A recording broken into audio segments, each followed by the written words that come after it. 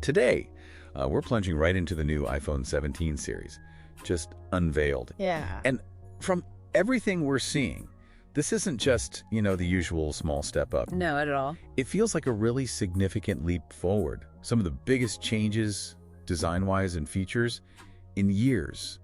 It seems like it's actually living up to the hype this time. I think so. So our mission today, let's unpack what makes this lineup tick, what's genuinely exciting, and how it's pushing things forward.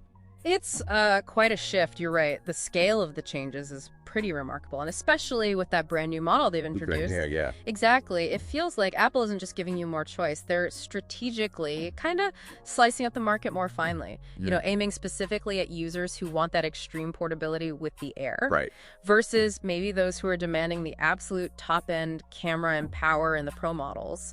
It's a calculated move, really, betting on where innovation matters most to different people. Okay, so let's get into the phones themselves. The hardware, we've got this new family of 4, the standard iPhone 17, then this new iPhone Air, and of course the premium iPhone 17 Pro and Pro Max. And like you said, the headline grabber, got to be the iPhone Air.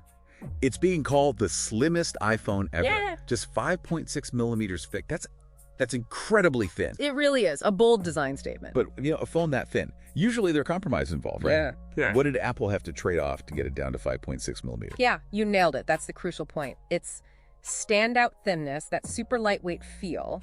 It definitely signals a new design direction. But that thinness, it did mean some interesting choices. Like the camera.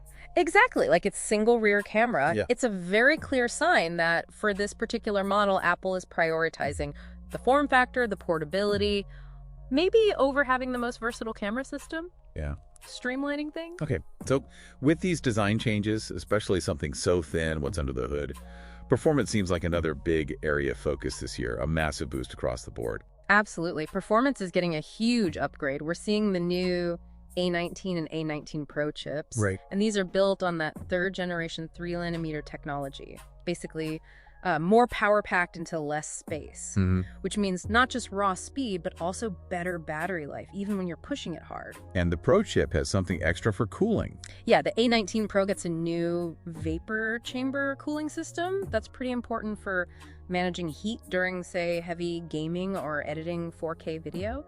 Keeps performance at its peak. That does sound like a huge leap, and I heard these chips are also key for, AI features. What does that actually mean for users day to day? Right. This is where it gets really interesting, I think. They've included these things called neural accelerators in each GPU core, Okay.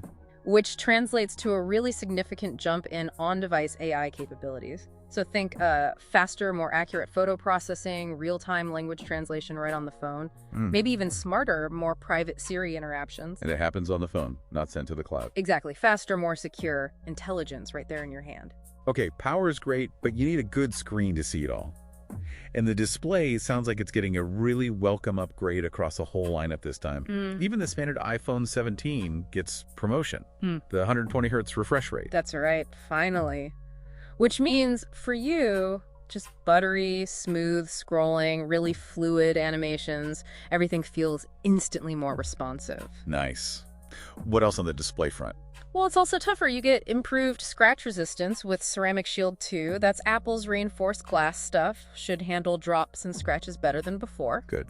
And peak outdoor brightness gets a big boost, a staggering 3,000 nits, they're saying. So really clear visibility, even if you're out in bright sunlight. Wow, okay. Power, check. Display, check. What of the cameras? Especially on the Pro model. Sounds like there's a big change there, too.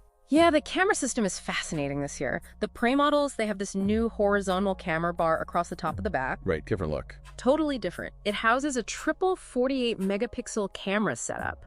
And that includes a pretty powerful telephoto lens capable of up to 8x optical quality zoom. 8x optical, that's significant. It really is. And the front camera gets an upgrade too.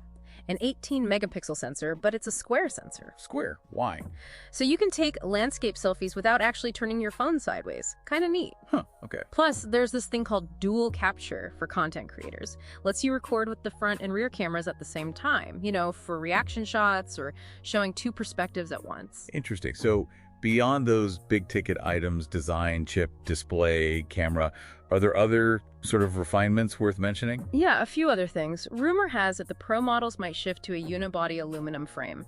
should help with heat dissipation. Makes sense. And then there's a big jump expected in battery life. The standard iPhone 17 might get up to 30 hours of video playback, plus faster wire charging, new Wi-Fi 7 support for quicker connections, and some models might be moving to eSIM only, simplifying things a bit more. All right, eSIM only is becoming more common. So putting it all together, the iPhone 17 series with this new super thin air model, Refresh Pro design, those big upgrades across the board, it really is shaping up to be one of Apple's most exciting releases in a while. I agree. Seems like there really is something for almost everyone, depending on what you prioritize. The design, the raw power, or maybe the camera. Absolutely. And, this raises an important question, something for you listening to think about. Yeah. With all these advancements, we've talked about the AI getting smarter, the display tech improving, those new camera capabilities. What new possibilities do these features actually unlock? How might you use them to create differently, communicate in new ways, or just experience the world through your phone over the next year? It's something to mull over.